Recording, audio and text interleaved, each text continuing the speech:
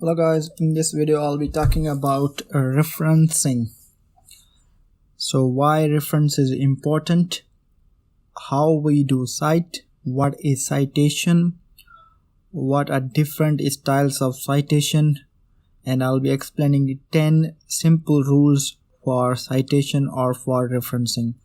So in simple words, for the sake of simplicity, references are used to aid citations, and they are usually at the end of the research paper, or at the end of the book, at the last pages, or mainly they are references. And what we mean by reference is, the simple meaning of reference is that we have taken some lines from that paper or some journal. That is the one purpose of adding a reference. Another reason to add a reference in the paper is that we are citing that similar study has been done by the reference which we have put. And adding reference means you are also giving credit where credit is due. So if we do not put any reference, that means we are doing something that has never been done before, which is highly unlikely, which is not possible. So what researchers do, they mostly do research which is slightly different than that has been previously done. For example, if new catalyst is being devised, that means a previous catalyst was existing there. So we have to cite that the previous catalyst has this much efficiency or this much yield was producing, and this much speed at which this was working, this much the cost effective, efficiency, recyclability, reproducibility was there, but the new catalyst is better. So we have to put reference of the previous catalyst. Similarly, for each and every area of science or every area of research, when we do something new, that means something previous was existing, so we have to cite. So in this video I'll be talking about these referencing, their styles, then how we add them in the research papers, and what are the rules to add references, how we should add references. So let's start with the beginning. Why is referencing important? That's the key questions. Citations are not used simply to avoid plagiarism. What is plagiarism is we are taking lines from some source and we are copying and pasting as such. We are not changing anything in those words, in those sentences, in those paragraphs. We are just picking up those sentences either from a book or from an internet source or from a research article, and we are putting them into our own document without mentioning them or without giving them a credit. That is called plagiarism, and that is plagiarized script. They have other important roles too. What are they? Referencing allows you to acknowledge the contribution. So acknowledge the contribution of other writers and researchers in your work. So you are doing some work, but previously similar or related work has been done. So when you write your report, thesis, research article, book chapter, book, whatever form of document that is you are going to publish, you must acknowledge the contribution of the previous authors which has done similar studies. So any university assignments that draw on the ideas, words, or research of other writers must contain citations. Okay. Referencing is also a way to give credit. When you cite someone, you are giving credit. When you put a reference of somebody, you are giving credit to the writers from whom you have borrowed words. Either you have taken words and rephrased them, or you have taken words exactly and haven't rephrased them, or you have taken any idea from the previous work. You have to put reference. It's not only when you take lines from some source then you put reference.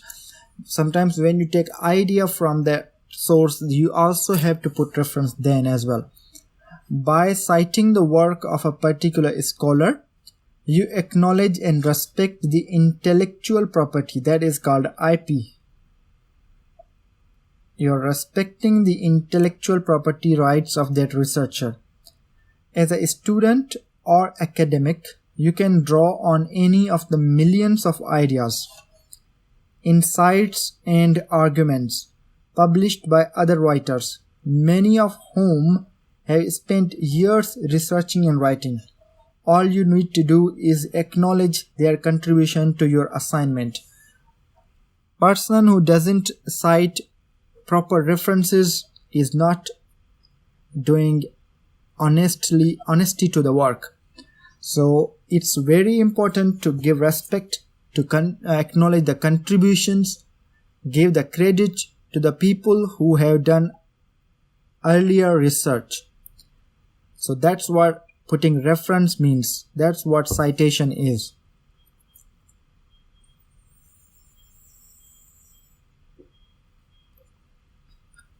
Moreover, referencing is a way to provide evidence to support the assertions. So you are saying that this study has been carried out, but you have to put reference. Or you are building a story that your catalyst, your product, your compound, your nanoparticle, your biomedical product, your biomedical device, your work is more important. You are putting emphasis on that thing. Then you have to provide references that previously that has been done is little less or less efficient, or they have some limitations, or this is important work. For example, if you are saying that compound A is very good compound because it is used in treatment of cancer, now you have to put reference. You're highlighting, asserting, emphasizing the property of a compound A or substance A, material A. So that's why you have to put reference and claims in your own assignments. By citing experts in your field, you are showing your marker that you are aware of the field in which you are operating. So when you put a reference of someone in your work, that means you know that your field very well, because you already familiar what has been done. Similar work has been done in your area of research. Your citations map the space of your discipline and allow you to navigate your way through your chosen field of study. In the same way that sailors steer by the stars. So what does that mean? Sailors steer by the stars. You know, previously when we didn't have the facilities of time or ships, or there was no modern era, people used to ship, or people used to sail in the sea, and they used to get directions or get guidelines from the stars that light up in the sky during the night time. So the stars used to guide the sailors. So similarly, the experts which has done similar work in your field of research, they are like stars. They are giving you the steer, so driving, providing you the guidance that what has been done already, what is existing research, what is reported in the literature, what is documented there, what has been achieved so far in that area of research. And then you build upon those giants and those experts already which has mapped for you, and they serve as sailors steer by the stars. References should always be accurate. That is very, very important. So you are citing that compound A is used for cancer, then you should put reference of that paper or that source which mentions that compound A has been used for treatment of cancer of this particular specifications. Do not put inaccurate references. So accurate researchers' references should always be accurate, allowing your readers to trace the sources of information. So one can go back and look into that reference and check it out that whether this is correct information or not. So trace back that thing you have used. The best way to make sure your reference accurately is to keep a record of all the sources you used when reading and researching for an assignment. So sometimes you read research papers, sometimes you read material from books, sometimes you read materials from book chapters, sometimes from the internet sources.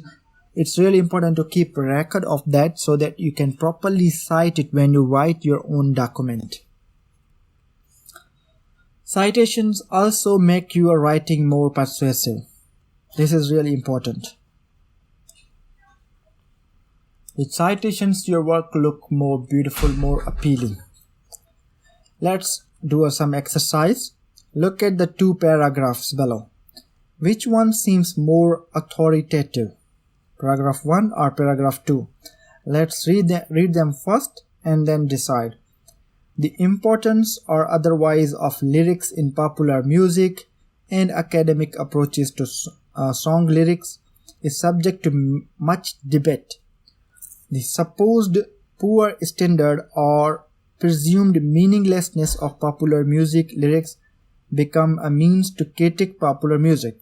Conversely, it could be argued that too much attention is given to a song lyrics to the point where the music itself is overlooked.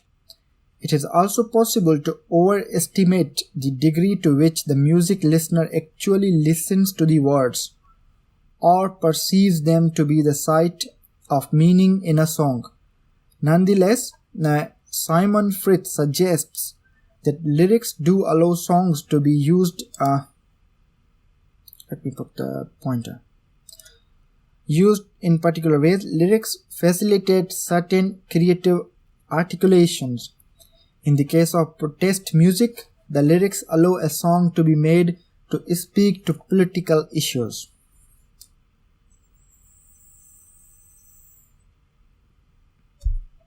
As you saw, in paragraph 1, there was no citation, there was no referencing, there was no traces provided for the sources from which the information has been taken from or the assertions have been put forward.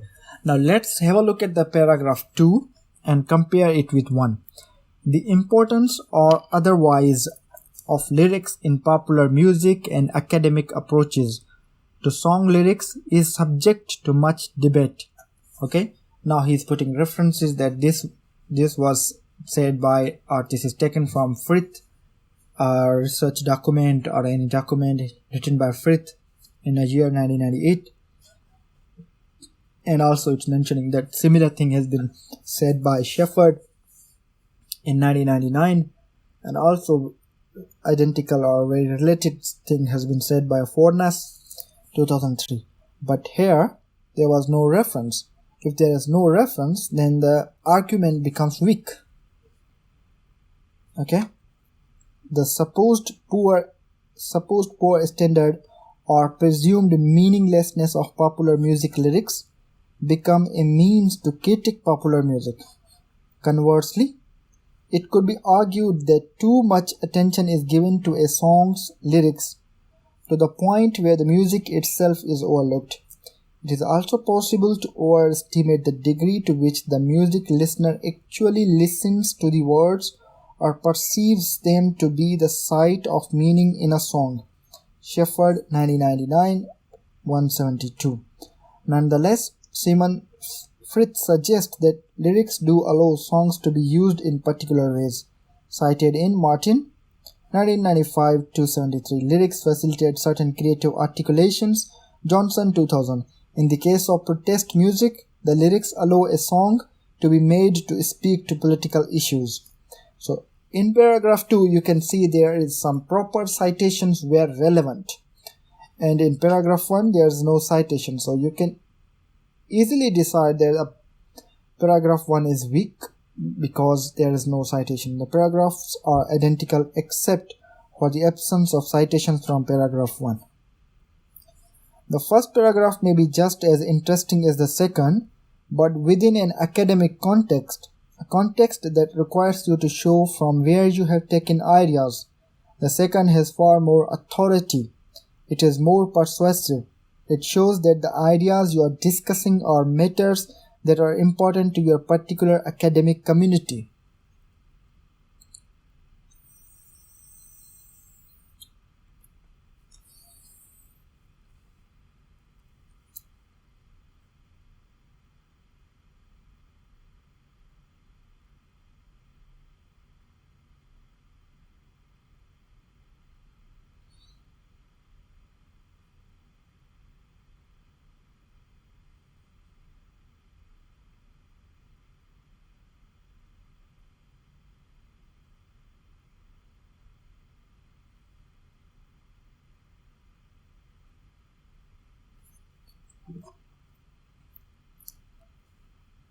What kind of information do I need to reference? Now you should be asking this question. Printed books are not the only sources that require acknowledgement. Any words, ideas, or information taken from any source requires a reference. Reference when you are using words or ideas from books and journal articles, newspapers and magazines, pamphlets or brochures, films, documentaries, television programs or advertisements, websites or electronic resources, letters, emails, online discussion forums, personal interviews, lecturers or tutors. Not always necessary, but check with your lecturer or tutor about their preferences before you draw on their ideas. You also need to reference when you reprint any diagrams, illustrations, charts or pictures. No need to reference when you are writing your own observations or experiments results, for example a report on a field trip, writing about your own experiences, for example a reflective journal. You don't need to reference there. Writing your own thoughts, you don't need to put reference. Comments or conclusions in an assignment, evaluating or offering your own analysis, then you don't need to put references. So these are the things which I'm saying where you don't need to put reference. Writing your own observations, writing about your own experiences, writing your own thoughts, evaluating or offering your own analysis, using common knowledge, using generally accepted facts, using common knowledge facts that can be found in numerous places and are likely to be known by a lot of people, or a folklore. Using generally accepted facts or information, this will vary in different disciplines of study. If in doubt, ask your tutor. What are the types of references? General reference, book reference, internet reference. These are mainly three types of references.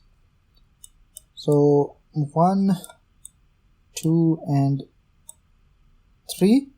What are the elements? What are the ingredients of the references? Author's name, article title, journal name, year in which it is published, volume, and page numbers. These things should be present in any reference. So the list of authors, name of the title of the article, and the name of the journal, name of the year in which published, volume and page number. So these are the things that should be present in the reference. Number 1, author's name, author title, article title, journal name, year, volume and page numbers. 6 things they should be present in reference elements. Have a look at this reference. So this is the reference number 3, and you can order them from 1 up to any number that you want, up to 50, 100, 200, 500, based upon your document. Brown, W.H. These are the authors. These are the names of authors. So first is this authors. This is the reference number based upon your own document, and that is the title, Introduction to Organic Chemistry. That is the book title. and this is the edition of the book. This is a 6th edition, and these are the publisher, Wiley. Place of publication is Hopkins, NJ, and the year of publication is 2017. So this is a style of citing a book. This is how you should put a reference when you are taking source, or when you are taking information from a book, or when you are citing a book. You should mention the authors, the title of the book, the edition of that book, the publisher, place of publication, as well as the year of publication. How you make a reference from a journal article? What should it contain? Similarly, it should contain authors, list of authors, maybe 2, 3, 400 depending upon the reference, and the article title, and the name of the journal in the abbreviation J, foreign Sci. So J stands mostly for journal, J stands for journal, forensic science, SCI for science. That is the abbreviated style of a journal, and the bold in is the year, and this is in italic volume, and this is the page number from 1462 to 1469. So these are the page numbers where this article can be found. So this is how we put the references for the articles. These are the main elements that we should be looking for in any article when putting the reference. Name of the authors, the title of the article, the page numbers, journal title abbreviation, year and volume. So these are the things that should be present in a complete reference. Okay, sometimes you read research papers and you find these numbers like 22, 42, 43. These are the references. This is how you put the numbers in the text, and when you go at the end of the document, you will find the reference number 23, reference number 42, and all the list of references from 1 to 100 or 50 or whatever. How you will put that reference if you are taking information from a book chapter? Again, simple things. First, the author of that book chapter, then year, then the title of that chapter, and then book editor, who edited the book. Like for example, myself have written 3 book chapters, so when I put the reference of my book chapters in the CV or in my research article, then I have to mention all the authors who wrote with me, along with me, the book chapter, and then I have to mention in which year that book chapter was published, and I have to mention what was the title of that book chapter, and in what and who edited it. Like for example, my one book chapter published with Bentham Science Publishers, and the name of the book chapter or the title of the book chapter is Cardiovascular Disease Back to the Future, Herbal Medicines Back to the Future, and then we published in 2016, and the editor was one of the Nobel laureate Murad Farid, and also one of the renowned scientist Ataur Rahman. They both edited that book, and I have a chapter in that book, so I have to mention the name of the editor. So it could be multiple editor of that book, or it could be one editor, so depending upon your book chapter. So you have to cite them, and then you have to also mention the title of the book, in which book you have published a book chapter, and you have to mention at what pages we can find your chapter. So there's a book in which there are some chapters, and one of the chapter is written by you. Then you have to mention that where your chapter is in, at what pages, at what page range. You have to mention that in which city from that book is published. For example, my book published from New York, so I have to mention New York. And what is the publishers? For example, my book chapter is published by Bentham Science Publishers, so here is a Z Books. So we have, these are the elements that we must include when we cite a reference from a book chapter. What should be there? Author, year, chapter title, book editor, pages, city, publisher, and book title. And what are the referencing styles? So when you go to Google Scholar, when you find a reference, then you find different styles: the Vancouver style, the Harvard System, Chicago style of manual style, APA, American Psychological Association. This style is followed in psychology, education, and other social sciences. AMA, American Medical Association, Medicine and Biological Sciences, Modern Language Association, MLA. So mostly people use either Harvard System style or APA. So these are the styles of references. So if you want to find any style of a reference, then you should just type the reference in the Google Scholar and it will give you 4 or 5 different styled references. Then you just copy and paste. You don't need to make them or edit them. But if you go deep, it's like RSC journals have their own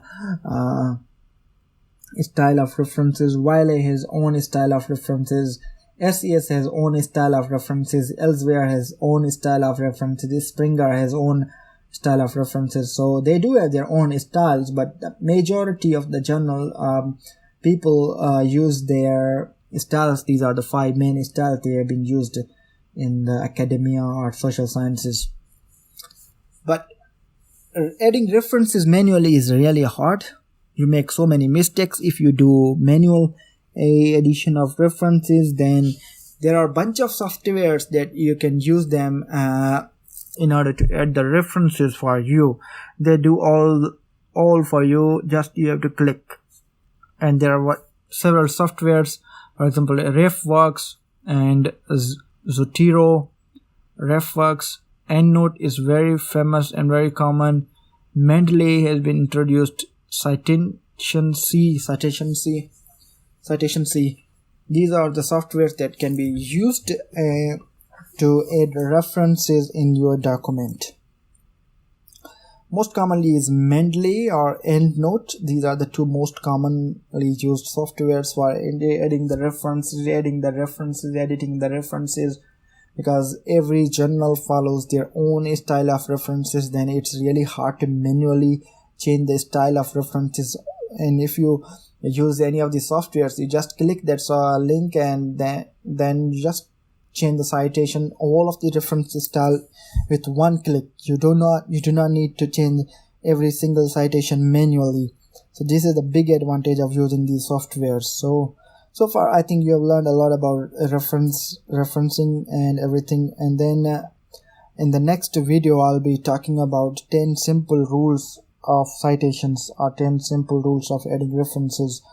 I hope you like this video, and if you have any questions regarding this, please feel free to comment below in the video and I'll be getting back to you guys. And thanks for watching. Take care. Bye.